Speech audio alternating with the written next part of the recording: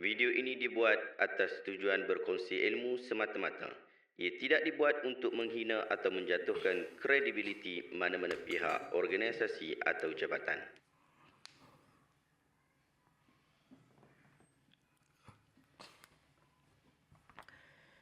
Assalamualaikum warahmatullahi wabarakatuh. Saya Syekh Budin. Terima kasih banyak kerana anda telah berada di channel YouTube saya dan terima kasih banyak jika anda telah tekan butang subscribe. Kalau belum tekan butang berkenaan, tekan butang itu sekarang. Jika ada video-video yang bermanfaat, insya-Allah akan ada di feed YouTube anda. Tekan juga butang join member yang ada di bawah untuk support konten-konten kita, untuk kita lebih baik di dalam membuat reaction-reaction, memberikan konten-konten bermanfaat untuk anda. Sahabat-sahabat, baru-baru ini ada satu isu yang diberikan kepada saya untuk saya berikan ulasan, berikan reaction, tapi ialah ada kesibukan satu minggu lepas disebabkan saya sedang menguruskan rumah saya, pembinaan dan juga penyudahan rumah saya, jadi tak sempat nak buat reaction pada ketika itu. Jom kita tengok video berkenaan sama-sama. Lelaki yang suka pakai seluar pendek, korang dengar ni. Hati-hati, 3 kali korang pakai seluar pendek, korang jadi fasik. Dan korang tidak layak untuk kahwinkan anak perempuan korang sebab korang tak boleh jadi wali. Perkahwinan itu tidak sah kalau korang teruskan juga. Apakah dia fasik? Fasik ni orang yang sentiasa melakukan dosa besar dan tempatnya adalah di neraka Allah Subhanahu Wa Taala. Jadi korang ingat benda ni biasa-biasa? Tak, benda ni bukan biasa-biasa. Benda ni boleh mendatangkan kemurkaan Allah Subhanahu Wa Taala. Saya rasa saya nak kena dengar sekali lagi supaya nak confirmkan apa yang dia sebut. Lelaki yang suka pakai seluar pendek, korang dengar ni. Hati-hati, 3 kali korang pakai seluar pendek, korang jadi fasik. Dan korang tidak layak untuk kahwinkan anak perempuan korang sebab korang tak boleh jadi wali. Perkahwinan itu tidak sah kalau korang teruskan juga.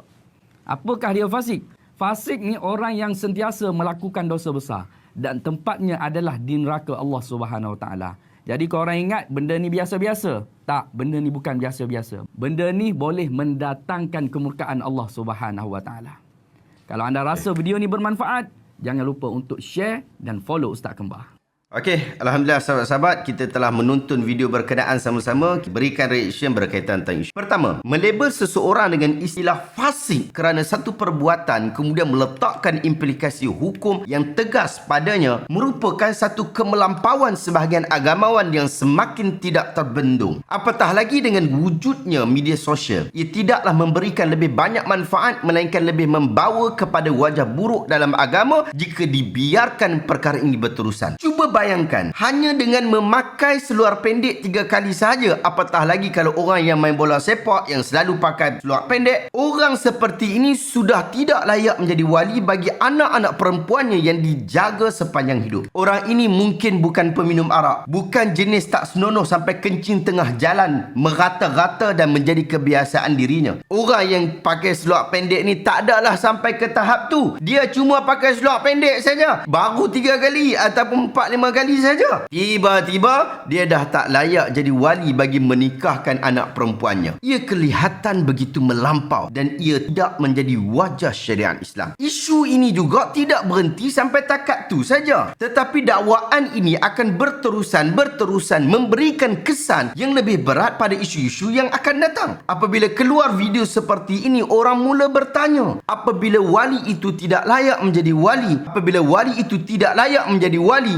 tetapi tetap menikahkan anak perempuannya, adakah pernikahan itu tidak sah dan terbatal? Kalau ikut kata Ustaz Kembar tadi, ia bermaksud tidak sah. Sekiranya isu ini telah berlangsung lama, bagaimana pula sehingga anak perempuan itu mempunyai anak dengan lelaki yang dikahwininya itu? Adakah anak yang dilahirkan itu adalah anak haram? Adakah sepanjang usia perkahwinan itu mereka akan digelar sebagai penzina? Semua perkara ini berkaitan sahabat-sahabat. Ia tidak terhenti sekadar video TikTok semata-mata. Oleh sebab itulah wujudnya mahkamah syariah, jabatan-jabatan mufti dan fatwa di dalam menguruskan agama ini, menguruskan hal perkahwinan ini. Ia tidak sekadar membuat video-video yang meresahkan masyarakat sahaja. Semudah ambil video, quote video daripada ustaz sekian-sekian, terus hang buat video untuk viralkan isu. Di negara yang kita duduk pada hari ini, negara Malaysia yang ada mahkamah syariah ini, pengesahan wali dibuat oleh pihak mahkamah mahkamah bukan dibuat oleh seorang ustaz atau dua orang. Mahkamah syariah yang memegang tanggungjawab berkenaan. Apabila mahkamah menyatakan bahawa awak layak jadi wali, awak isi borang yang disediakan oleh pihak qadi dan qadi meluluskannya, pihak mahkamah syariah telah meluluskannya, maka awak layak jadi wali. Tak kiralah awak pakai seluar pendek ke, awak minum arak ke, awak pergi berjalan tak pakai seluar ke, dan seumpama dengannya. Hak mahkamah syariah yang menentukan. Jika mahkamah kata tak boleh, tak kiralah awak tu soleh ke, baik ke, alim ulama ke, ustaz ke, tetap awak tak boleh jadi wali. Dan anak perempuan awak wajib mendapatkan wali hakim atau seumpamanya yang ditentukan oleh pihak mahkamah. Itulah sistem yang diterima pada hari ini, yang kita sedang hadapi, yang orang-orang yang menonton TikTok itu hadapi. Sahabat-sahabat, ada satu hadis yang menyebutkan la nikaha illa biwaliyin mursyid wa syahidai adlin. Tidak ada nikah, maksudnya tidak sah nikah, melainkan wujud seorang wali yang mursyid, yang terpimpin, serta dua orang saksi yang adil. Hadis ini Imam Syafi'i rahimahullah riwayatkan secara mauquf kepada Ibn Abbas, dengan maksud dia tidak menyandarkan kepada Nabi SAW.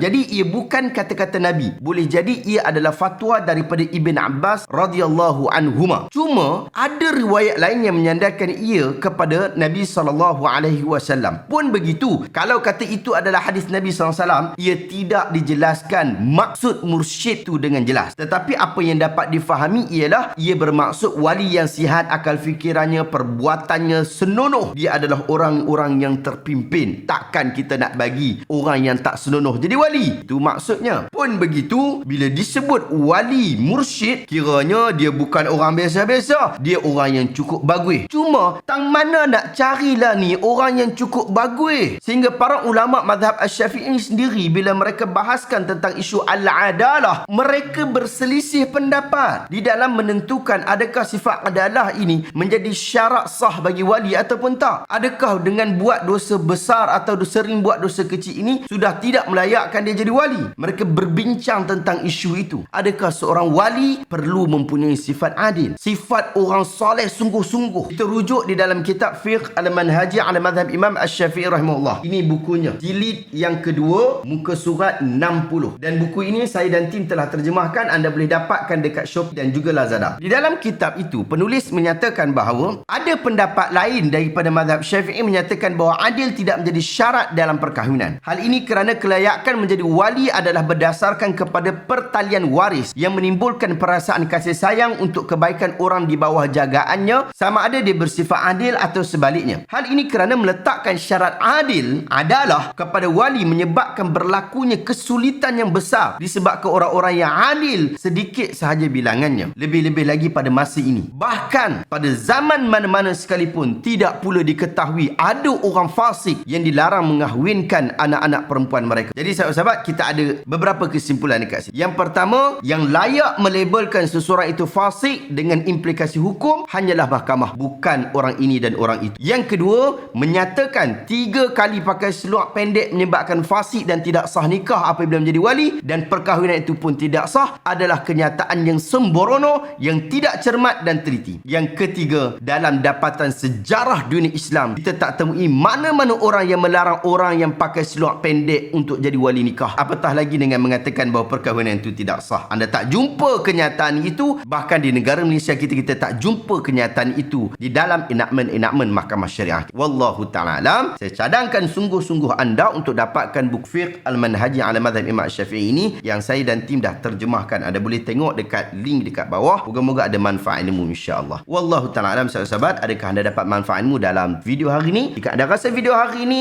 baik, bagus dan bermanfaat, saya nak ajak anda untuk join saya jadi member di bawah untuk kita bersama-sama membantu dan memberikan sokongan di dalam membangunkan konten-konten yang bermanfaat untuk projek memandaikan umat dengan ilmu. Terima kasih banyak sahabat-sahabat. Tekan butang share, tekan butang like, komen pandangan anda. Semoga kita jumpa lagi dalam video reaction seterusnya. Assalamualaikum warahmatullahi wabarakatuh.